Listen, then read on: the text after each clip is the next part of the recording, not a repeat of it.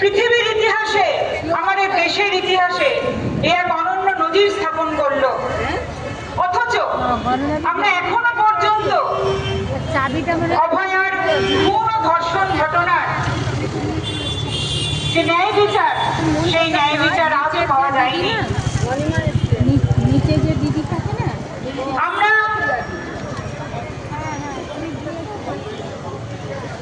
AIMSS all India মহিলা সাংস্কৃতিক সংগঠনের পক্ষ থেকে বলতে চাই যে এই যে ন্যায় বিচার পাওয়া গেল না, এই যে রাজ্য সরকারের পুলিশ শুধুমাত্র সঞ্জয় রায়কেই দোষী সাব্যস্ত করে চার্জশিট জমা দিল, কেন্দ্রীয় সরকারের তদন্তকারী সংস্থা CBI, যে কিনা জনগণের ট্যাক্সের টাকায় পুষ্ট, সেই CBI 7 মাস ধরে যে তদন্ত করলো, সেই তদন্তেও কিন্তু আমরা দেখতে পেলাম রেজাল্ট সেই একই, সেই সঞ্জয় রায়কেই দোষী সাব্যস্ত করা হলো।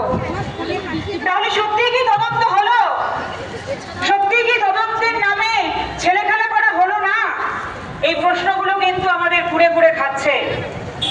আমরা দেখতে পেলাম যে এই যে অভয়াকে মা বাবার চোখের অলক্ষেই তাকে শ্মশানে নিয়ে গিয়ে পুড়িয়ে দেওয়া হলো, মানে তার ডেড বডি। মা বাবা জানতে পারলো না, সেমিনার রুমে ঢুকতে দেওয়া হলো না মা বাবাকে।